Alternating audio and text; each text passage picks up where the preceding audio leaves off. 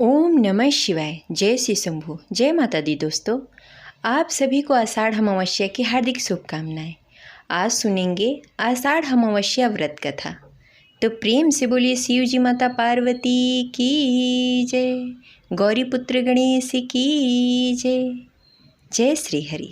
प्रिय श्रोतागण, हिंदू धर्म में अमावस्या तिथि का विशेष महत्व होता है। साल में कुल 12 अमावस्याएं होती हैं। हर अमावस्या का अलग अलग नाम और अलग अलग महत्व होते हैं। वैसे ही आषाढ़ मास की अमावस्या बेहद ही खास है।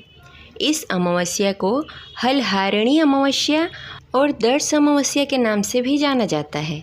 इस साल आषाढ़ अमावस्या 25 जून 2025 दिन बुधवार को रखा जा रहा है।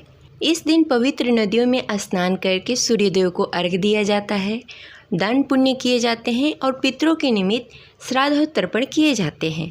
हलहारिणी अमावस्या अर्थात आषाढ़ अमावस्या के दिन इस दिन हल की पूजा की जाती है।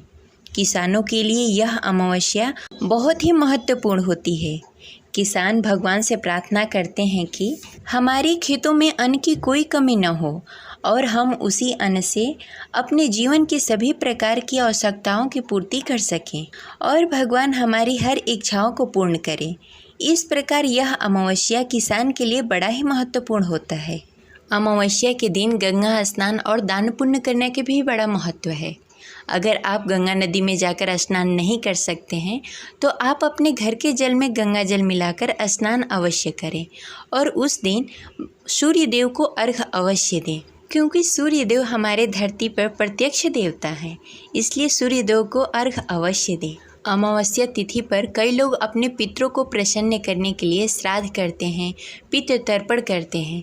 इस दिन पितृ तर्पण, नदी स्नान, दान पुण्य आदि करना ज़्यादा फलदायी माना जाता है। इतना ही नहीं, यह तिथि पितृदोष मुक्ति निवारण के लिए भी बहुत सहायक मानी गई है। अतः पितृ कर्म के लिए यह तिथि बेहद ही शुभ मानी जाती है। आषाढ़ अमावस्या के दिन दान पुण्य का कार्य जरूर करना चाहिए। ऐसा करने से इस दान पुण्य का लाख गुना फल मिलता है। ये रही आषाढ़ अमावस्या की जानकारी। अब चलिए सुनते हैं आषाढ़ अमावस्या व्रत कथा। तो प्रेम से बोलिए लक्ष्मी नारायण की जय। जय शिव शंभू। आषाढ़ अमावस्या व्रत कथा के अनुसार एक समय की बात है, एक ब्राह्मण अपनी पत्नी के साथ रहता था। वो दोनों ही भगवान विष्णु के बहुत बड़े भक्त थे।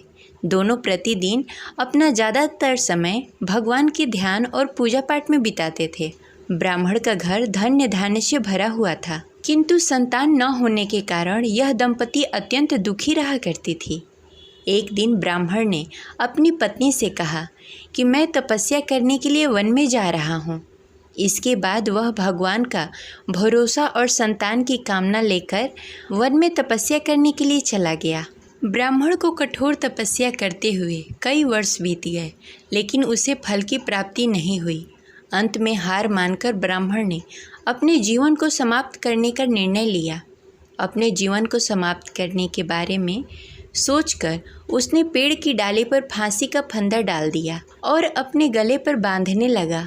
तभी वहाँ पर सुख अमावस्या प्रकट होकर बोली, हे ब्राह्मण, तुम्हारे भाग्य में 7 जन्मों तक संतान सुख नहीं लिखा है, किंतु मैं तुम्हें 2 कन्या का वरदान देती हूँ। तुम अपनी एक कन्या का नाम अमावस्या रखना और दूसरी का नाम पूनम रख देना। तुम अपनी स्त्री से कहना कि वह 1 वर्ष तक सुख अमावस्या का व्रत रखे और अमावस्या के दिन 1 कटोरी चावल भरकर उस पर दक्षिणा रखकर दान कर देना। सुख अमावस्या की बातें सुनकर ब्राह्मण घर आ गया और ये पूरा वृत्तांत अपनी पत्नी को सुनाया। सुख अमावस्या के आदेशानुसार ब्राह्मणी ने व्रत रखना प्रारंभ कर दिया। कुछ दिनों के बाद ब्राह्मण के घर में 2 कन्याओं का जन्म हुआ, जिनमें एक कन्या का नाम अमावस्या और दूसरी कन्या का नाम पूनम रखा गया। जब ब्राह्मण की दोनों बेटियां बड़ी हो गई तो ब्राह्मण ने उसका विवाह कर दिया। बड़ी बहन अमावस्या धार्मिक प्रवृत्ति की थी। वह काफ़ी समय तक भगवान की पूजा और धर्म कर्म में व्यतीत करती थी। अमावस्या के घर में सुख समृद्धि का भंडार था, पर छोटी बहन के घर में दरिद्रता छाई हुई थी। जब बड़ी बहन अमावस्या को अपनी छोटी बहन पूनम के बारे में पता चला तो वो बड़ी दुखी हुई। तब अमावस्या अपनी बहन के लिए ढेर सारा सामान लेकर उससे मिलने गई। छोटी बहन के घर पे पहुंचकर अमावस्या ने उसे 1 वर्ष तक सुख अमावस्या का व्रत करने के लिए सलाह दी। साथ ही अमावस्या ने व्रत की विधि पूर्वक करने के बारे में पूनम को बताते हुए ये भी कहा कि तुम 1 वर्ष तक सुख अमावस्या का व्रत करना और 1 कटोरी में चावल भरकर उसे दान कर देना। ऐसा करने से तुम्हारे सभी कष्ट दूर हो जाएंगे और घर में सुख समृद्धि आएगी। पूनम ने अपनी बहन की बात को मानते हुए बिल्कुल ऐसा ही किया, जिसके बाद 1 साल के भीतर पूनम का घर धन्य धान्य से भर गया और उसके घर में एक बेटे ने जन्म लिया। इस प्रकार जो भी विधि पूर्वक सुख अमावस्या का व्रत करता है उसके घर में सुख समृद्धि आती है। इस प्रकार यह अमावस्या व्रत कथा संपन्न हुई। तो अब सुनते हैं अमावस्या की दूसरी कथा। अमावस्या की दूसरी कथा के अनुसार एक नगर में एक गरीब ब्राह्मण परिवार रहता था, जिसमें पति पत्नी और उसकी एक पुत्री थी। उसका जीवन सामान्य ही चल रहा था। जैसे जैसे वर्ष बीतते गए उसकी पुत्री भी धीरे धीरे बड़ी होती गई। बड़ी उम्र के साथ उसमें स्त्री के गुणों का भी विकास होने लगा। वह देखने में अत्यंत ही सुंदर, सुशील और सर्वगुण संपन्न थी, लेकिन गरीब होने के कारण उसका विवाह नहीं हो पा रहा था। एक दिन उस ब्राह्मण के घर एक साधु महाराज पधारे। ब्राह्मण पुत्री की सेवा से साधु महाराज का मन बहुत प्रफुल्लित हो गया और प्रसन्न हुए। उन्होंने कन्या को लंबी उम्र का आशीर्वाद दिया। साथ ही यह भी बताया कि उसके हथेली में विवाह योग रेखा नहीं है। इस बात से चिंतित होकर दीन ब्राह्मण ने साधु से इसका उपाय पूछा। कन्या ऐसा क्या करे कि उसके हाथ में विवाह योग बन जाए। साधु महाराज ने कुछ देर विचार करने के पश्चात अपनी अंतर्दृष्टि से ध्यान कर बताया कि कुछ ही दूरी पर एक गांव में सोना नाम की एक धोबिन महिला रहती है। अपने बेटे और बहू के साथ रहती है, जो कि बहुत ही आचार विचार एवं संस्कार संपन्न तथा पतिव्रता स्त्री है। यदि यह सुकन्या उस धोबिन की सेवा करे और वह महिला इसकी शादी में अपने मांग के सिंदूर लगा दे तथा उसके बाद इस कन्या का विवाह हो जाएगा, तो इस कन्या का वैद्य योग मिट सकता है। साधु ने यह भी बताया कि वह महिला कहीं बाहर आती जाती नहीं है। यह बात सुनकर ब्राह्मणी ने अपनी बेटी से धोबिन की सेवा करने का प्रस्ताव रखा। अगले दिन से कन्या प्रातः काल ही उठकर सोना धोबिन के घर जाकर साफ सफाई एवं अन्य कार्य करके अपने घर वापस आने लगी। एक दिन सोना धोबिन अपनी बहू से पूछती है कि तुम तो सुबह ही उठकर सारे काम कर लेती हो और पता भी नहीं चलता। बहू ने कहा, माँ जी, मैंने तो सोचा कि आप ही सुबह उठकर सारे काम खुद ही खत्म कर लेती हैं। मैं तो देर से उठती हूँ।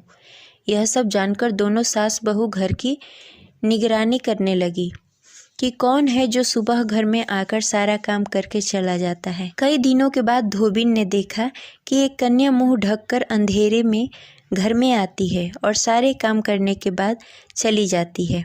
जब वह जाने लगी तो सोना धोबिन ने उसका पैर पकड़ लिया और पूछने लगी कि आप कौन हैं और इस तरह छुपकर मेरे घर में चाकरी क्यों करती हैं।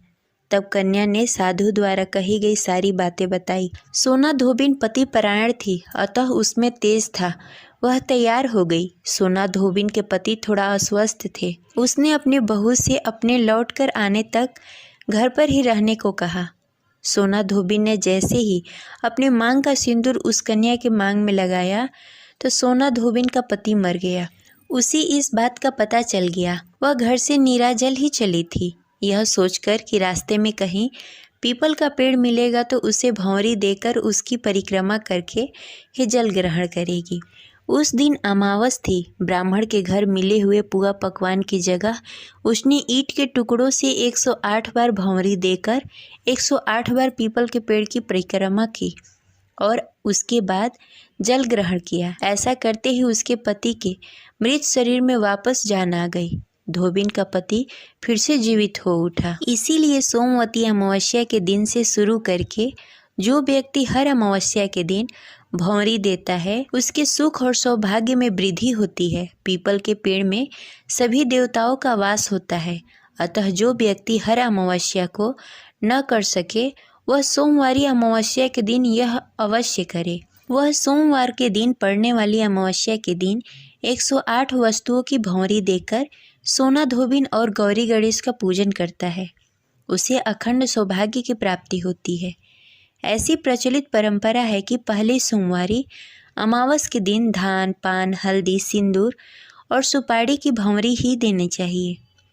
उसके बाद ही सोमवती अमावस्या को अपने सामर्थ्य के हिसाब से फल, मिठाई, सुहाग का सामान, खाने की सामग्री इत्यादि भौंरी देनी चाहिए और फिर भौंरी पर चढ़ाया गया सामान किसी सुपात्र ब्राह्मण, ननद या भांजे को दिया जा सकता है। इस प्रकार यह अमावस्या व्रत कथा संपन्न हुई। तो प्रेम से बोलिए ओम नमः शिवाय, जय शिव शंभू।